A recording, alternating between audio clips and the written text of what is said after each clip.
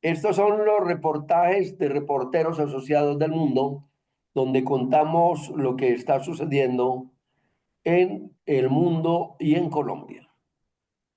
Hemos venido en una línea de mostrar qué está sucediendo en la radio colombiana y en la radio internacional y contamos con los deportivos, con los que han hablado de política y hoy hablamos con alguien que sí sabe de cultura cuando vamos a hablar con alguien que de verdad sabe de libros.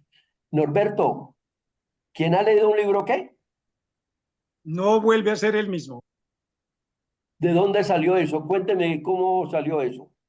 Esa frase salió de un sueño que se hizo realidad más o menos un 9 de septiembre de 2012, que me llamó el gerente de Caracol Radio y me dijo, ¿le gustaría hacer un programa de libros? Y dije, no, pues increíble, que la primera cadena radial colombiana y que me den un espacio para hablar de libros, pues para mí era sueño hecho realidad. Entonces, eso fue un miércoles, entonces me dijo, comience ya el domingo.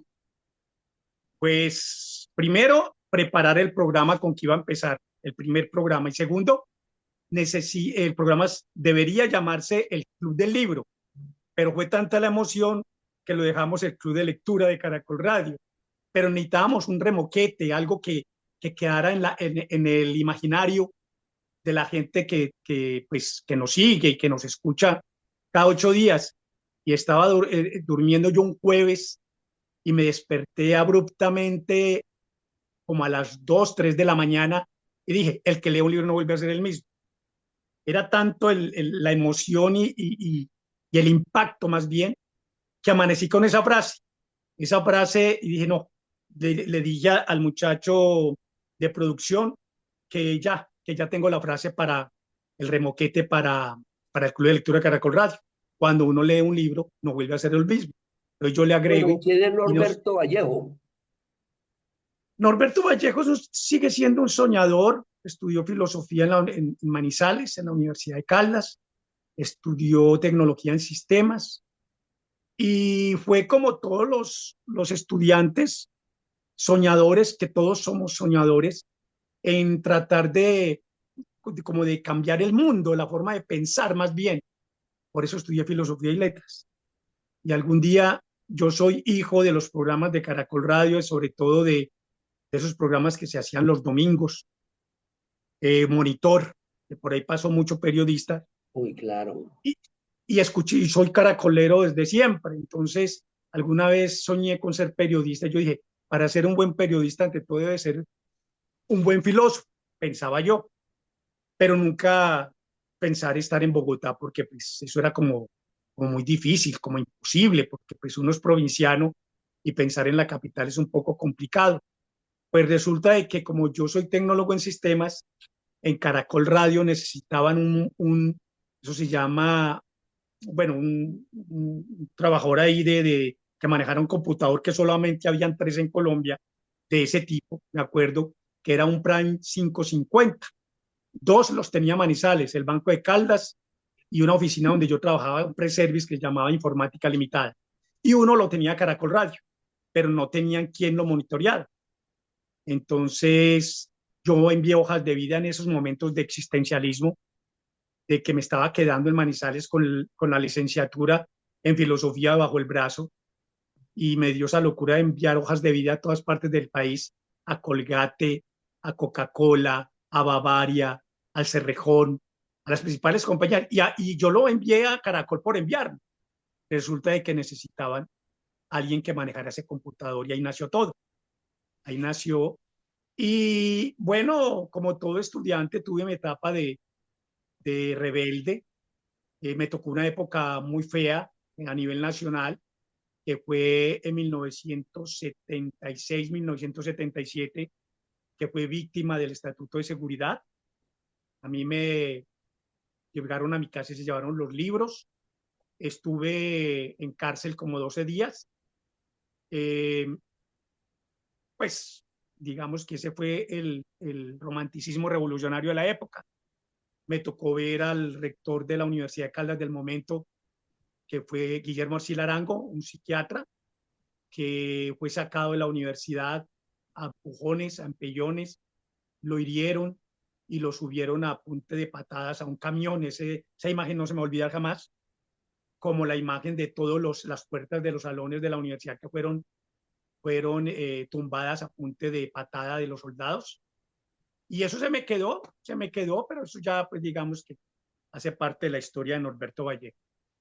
¿Y el Hasta primer llegar a libro? Bogotá. ¿Y el primer libro, Norberto?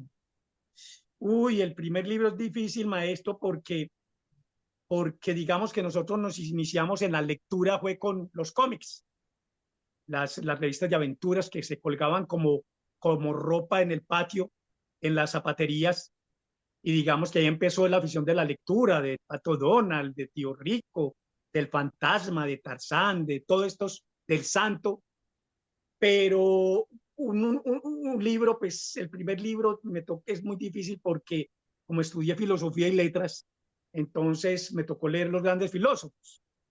Entonces, pero bueno, creo que el libro que yo leí fue uno que me encontré en la calle, todo manchado, que se llamaba Candy. No me acuerdo bien de qué cosa consistía, pero sé que era un libro pornográfico, era un libro erótico, perdón. Y lo leí a escondidas, me acuerdo muy bien, yo estaría en cuarto de primaria.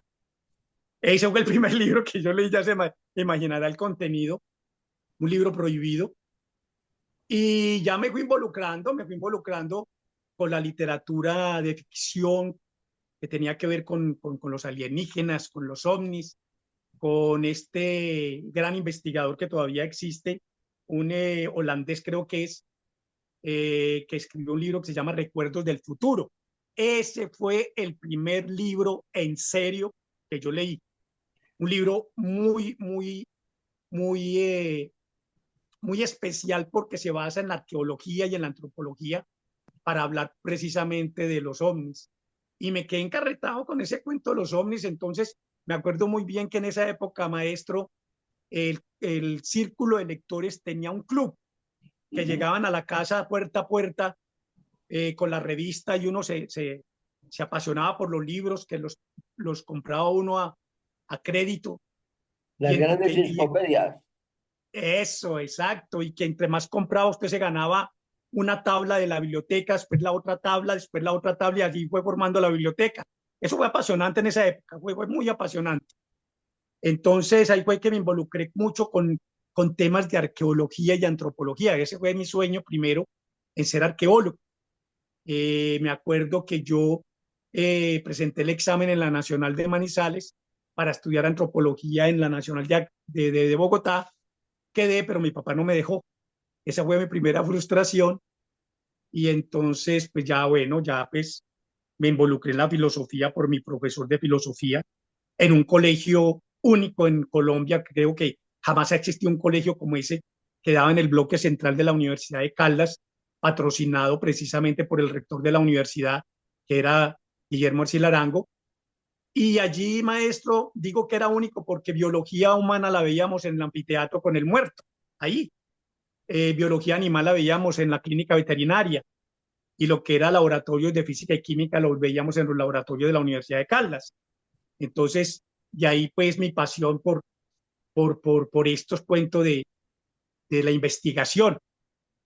Y ahí me fue involucrando, y Norberto llegó a Bogotá como si fuera, no sé, es como cuando dicen que los astros estaban alineados porque me llamaron de Caracol Radio a trabajar en sistemas, precisamente a manejar ese computador. Y ahí me involucré con la gente, ¿no? Yo desde Manizales soñaba cuando veía a Yamit, cuando veía a Juan Gosaín, cuando veía a don Antonio, a todos estos maestros del periodismo, pero jamás pensé que yo fuera a conocerlos en persona. Entonces ahí nació, me acuerdo que cuando estábamos en la 19 ahí en Caracol, yo me volaba de sistemas y me volaba para el máster de la básica a ver todos estos maestros. Y algún día me preguntaba, ¿será que algún día yo voy a estar ahí, dentro de esa cabina? Y se cumplió con los años. Con los años se cumplió pues ya la tarea de ¿Y Edgar Parr estudiar nunca lo periodismo. sacó corriendo de ahí de la cabina? No, es que yo nunca, no, eso, entrar a la cabina, eso era sagrado.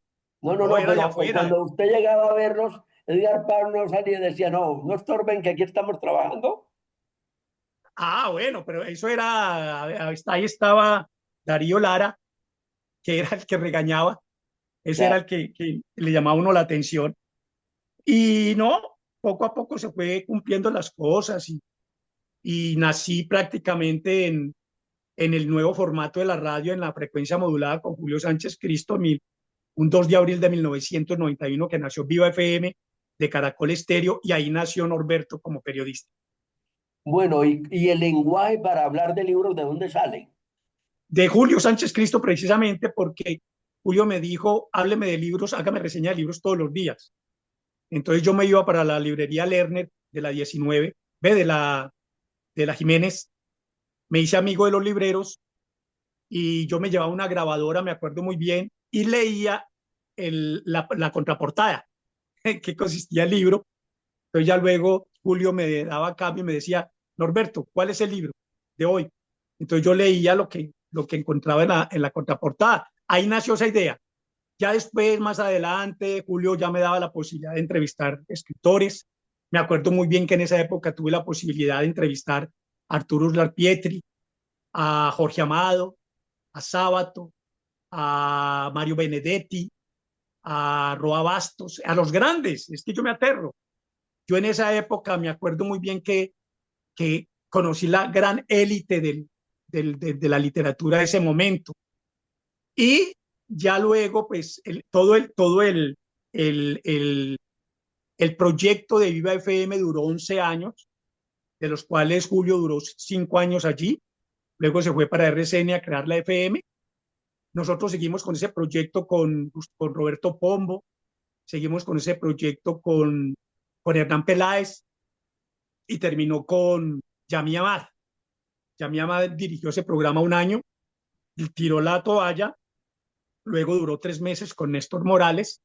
Yo ya ahí ya me había retirado, pasé a la básica en el área de internacionales con Lucía Esparza Baena, luego nació La Ventana con Iván Parra y ahí me enamoré de la producción de contenido, porque con Julio pues viajaba, ese sí me enviaba a diferentes lugares de Latinoamérica a cubrir la noticia del momento, como hace 30 años el caso el maleconazo o la crisis de los balseros, cuando Castro abrió las playas para que todo el mundo que quisiera ir para Estados Unidos que se fuera.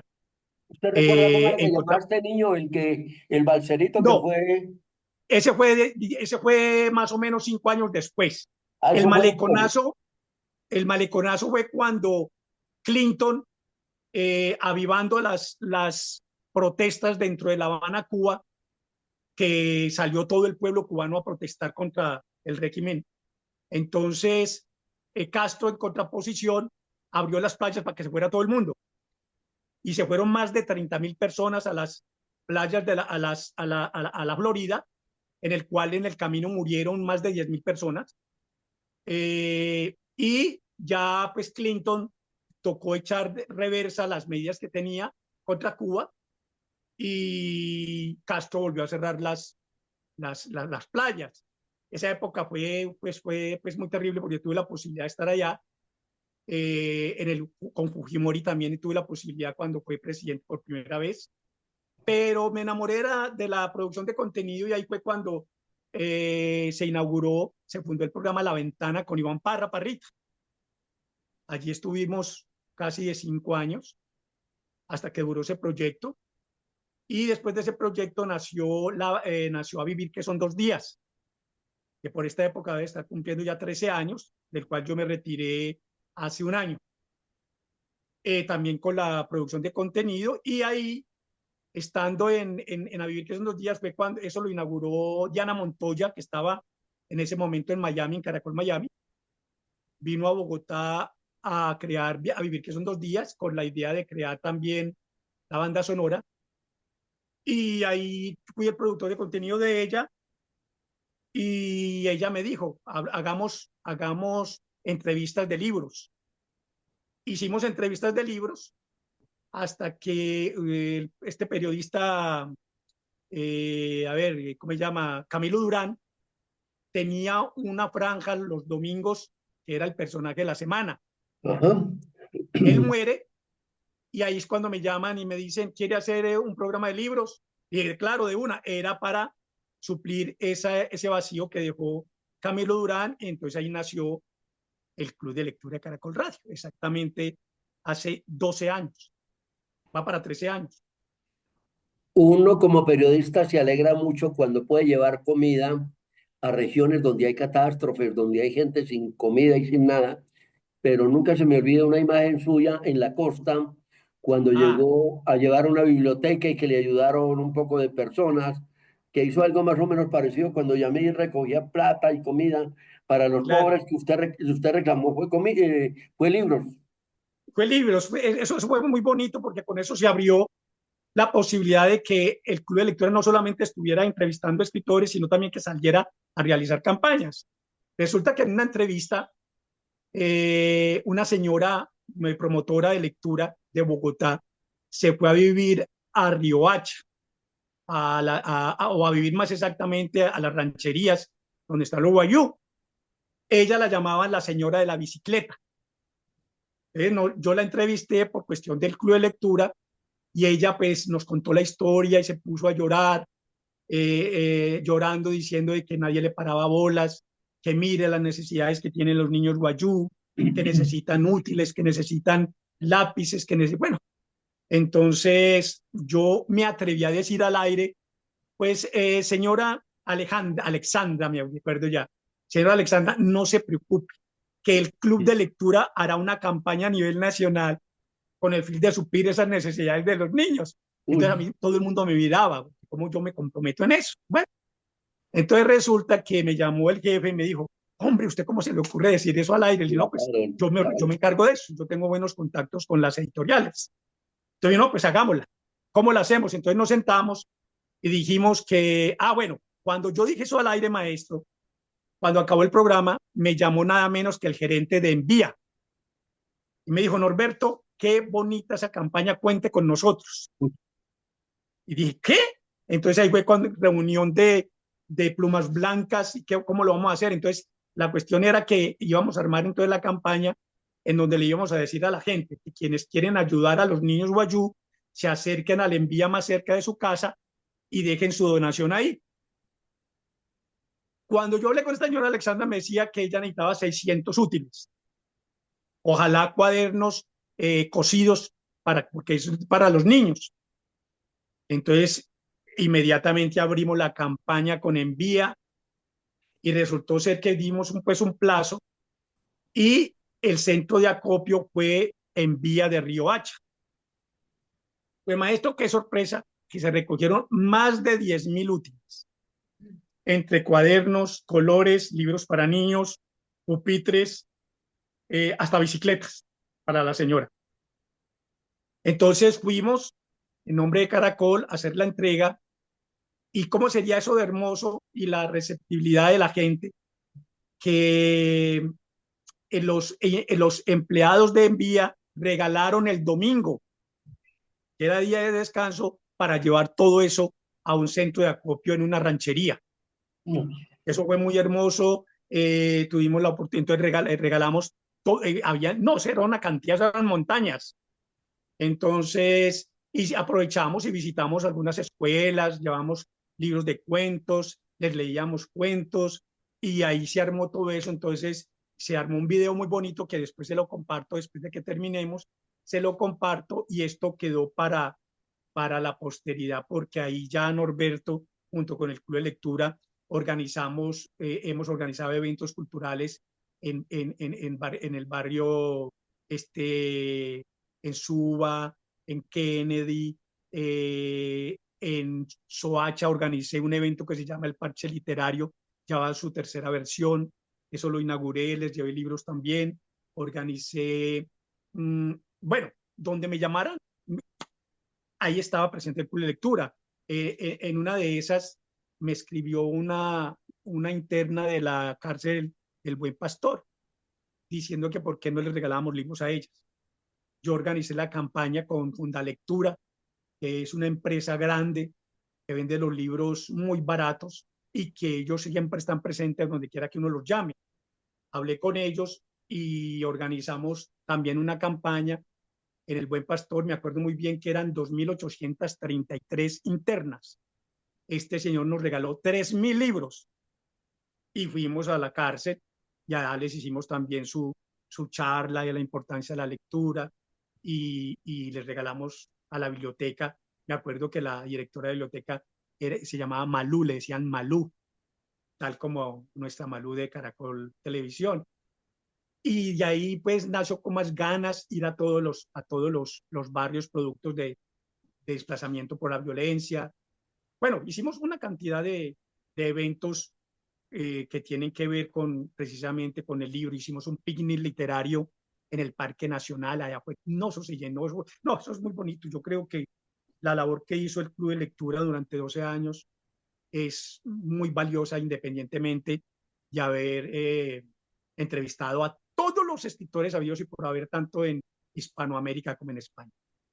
Norberto, en 1970, la Asociación de Periodistas de Colombia hizo un periódico grande donde todos daban sus colaboraciones y llamó mucho la atención uno de los periodistas que escribía desde Armenia y decía, yo tengo mis libros, pero lo curioso es que no he leído más que uno. ¿Eso le ha pasado a Norberto? No, no, a ver, yo tengo mi biblioteca personal, ¿cierto? Yo tengo mi biblioteca personal y digo personal es porque es los libros que uno tiene que volver a leer, ¿sí? Obvio que tengo, en este momento, maestro, ya que que tocamos el tema, yo en este momento tengo más o menos unos 3.000 libros para una campaña que voy a hacer a propósito de los 500 años de Santa Marta. Entonces ya afortunadamente ya me arrendaron una bodega donde hay libros que desde luego yo no he leído, obvio. ¿Por qué? Porque, pues por simple hecho que a mí me llama más la atención la geopolítica, la filosofía, la ciencia, más que, y esto es contradictorio, más que la narrativa. Cuando hablo de narrativa es la literatura, de las novelas, el ensayo, la poesía. Y eso es la columna vertebral del programa, precisamente la literatura. Obvio, hay libros que me han marcado mucho, como hay libros que he leído, pero que los dejo aparte ya, pues no hacen parte ya de mi biblioteca personal. Entonces, pero no, sí, claro, mi tarea es leer, o sea, suena muy vanidoso decir que me pagan por leer, ¿cierto? Porque, porque tengo el lujo de leer lo que me gusta. Entonces, a mí una editorial me puede mandar 10 libros de novedades. De esos 10 libros, yo puedo sacar 2 libros para entrevistar, ¿sí? Porque me gustaron y porque creo que a la gente le interesa. Entonces, yo siempre me enfocaba por lo social, ¿no? Entonces, pues, obligatoriamente, entre comillas, me tocaba leer por lo menos 2 libros a la semana. Bueno, siempre estuvimos pensando en Reporteros Asociados del Mundo entrevistar a Norberto Vallejo, pero resulta que ahora lo estamos entrevistando por algo que no nos gusta mucho. Sí, ¿Es verdad sí, que se va de Caracol? ya. El último programa salió hace 8 días con la entrevista que le hicimos a Piedad Bonet por el premio de Reina Sofía de Poesía. Y ahí me despedí porque pues yo tenía contrato hasta junio, pero la empresa decidió sacar del aire ya el programa el pasado 16, no, el 7 de febrero, pero dejaron que saliera el último programa el 16. Eh, pues detrás de todo eso, pues mucho guayao, mucho pesar. Es una etapa que ya se cumplió a la brava, pero de todas formas detrás de eso hay muchos intereses, ¿no? Intereses pues que como en todo proyecto que termina, que dan por terminado, hay intereses creados. No es el momento como para especular sobre qué posibles intereses rodearon la salida del aire del programa. Pero sí hay Pero es que intereses, obvio que sí hay. a usted le tocaron muchos vaivenes. Acuérdese que con el asunto de los toros lo bailaban, que los sábados, Sí, que los sí, domingos, que sí, el sí, sí, domingo a tal hora. sí. Ahí Sí, no sí, tenía. es cierto. Lo que pasa es que yo no sé si usted está de acuerdo conmigo, que el problema es que la cultura nunca ha dado dinero y pauta. Sí, Y de pronto por eso es que estos programas los terminan, pero son muy sí. necesarios para formar a las personas. Es muy lastimoso que esto ocurra con este programa porque se había convertido en un referente literario. Tanto que, digamos, muchos de los escritores a los que yo he entrevistado nunca he conocido en persona. Y cuando los conozco en persona, oh, qué sorpresa, pues encontrarse uno con ellos en las diferentes ferias del libro del país. Pero yo tenía sospechas de que el programa se acababa. Luego, que eso quiere decir que me dio duro, pero me dio guayabo, pero tomé ese caldito de costilla y se me pasó el guayabo. Eh, Perfecto. ¿La radio está por terminar o se sostiene? Esa es la pregunta del millón, maestro, y usted que tiene más experiencia en este asunto. Eso es la pregunta del millón, pero yo me atrevo a decir que no va a acabar, no va a acabar tan pronto, pero sí la están terminando. Es decir, mire que, por ejemplo, en el caso de Caracol, el grupo Prisa, que es el grupo de los españoles, está ahora incursionando en la televisión haciendo radio en televisión. Yo no sé si eso funciona o no funciona, pero la magia de la radio la están terminando. Y la están terminando, pues primero las redes sociales, ¿sí? Cuando sale el Facebook, entonces todo periodista quería que lo vieran en Facebook. Y hablo de todos. Todos querían echarse su pantallazo para que lo vieran, no más porque está haciendo un programa. Ahí empezaron a acabar con la magia y la fantasía de la radio.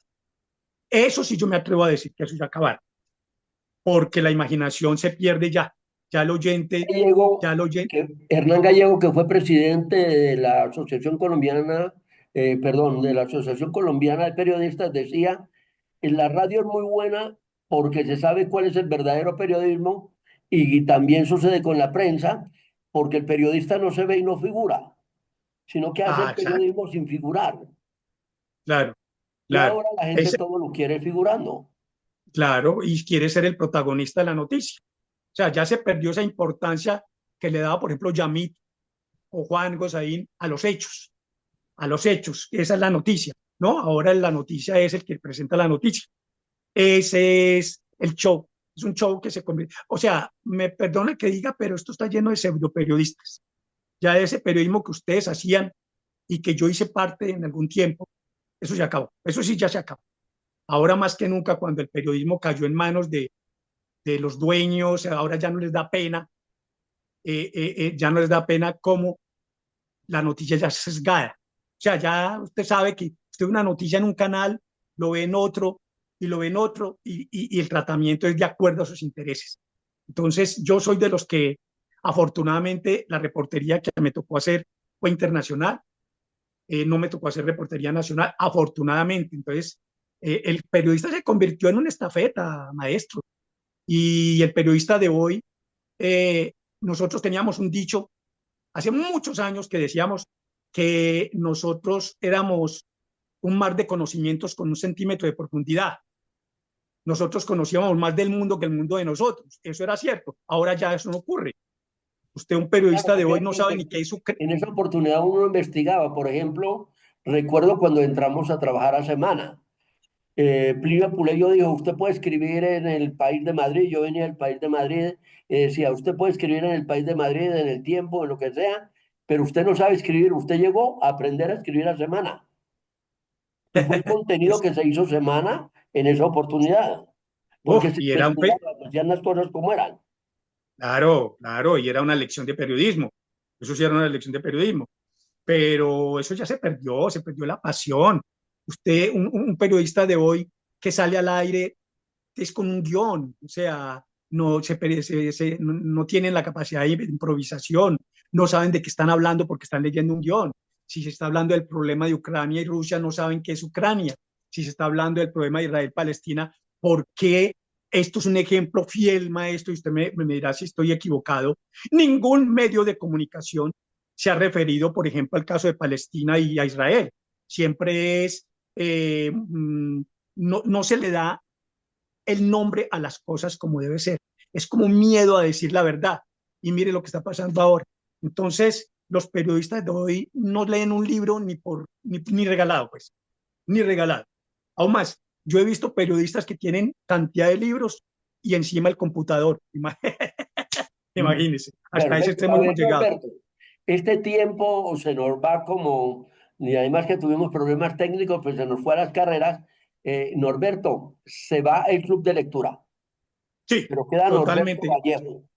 A ver, Norberto, en escasos 2 minutos que nos quedan, Sí. ¿qué quiere decirle usted a sus escuchas, a la gente que ha estado tan pendiente de usted y de ese gran trabajo que hizo y qué piensa hacer? Bueno, yo primero, pues el agradecimiento eterno a los oyentes, a los escritores y desde luego a las editoriales. Que me esperen, que me den un tiempito de espera, que estoy ya produciendo un podcast que se va a llamar La República del Libro, la única que no tiene fronteras. Ahí vamos a hacer un tipo de podcast tratando de ser un poquito como en todo proyecto cuando se hace viral, que uno quiere ser diferente a los demás. Yo voy a tratar de echarle su picante y vamos a hablar de libros en este podcast. Se va a llamar La República del Libro, la única que no tiene fronteras. Y para cerrar, y que no se le olvide que cuando uno lee un libro, no vuelve a ser el mismo, que ese va a seguir siendo el remoquete. Bueno, Norberto, muchas gracias por estar en Reporteros Asociados. Esta es su casa y estaremos contando de sus proyectos. Y, verdad, no deje a los libros de lado porque es lo que saca a la gente de esa ignorancia que vivimos en este momento. Y de la miopía mental. Maestro, muchas gracias por esta invitación y estaremos pendientes.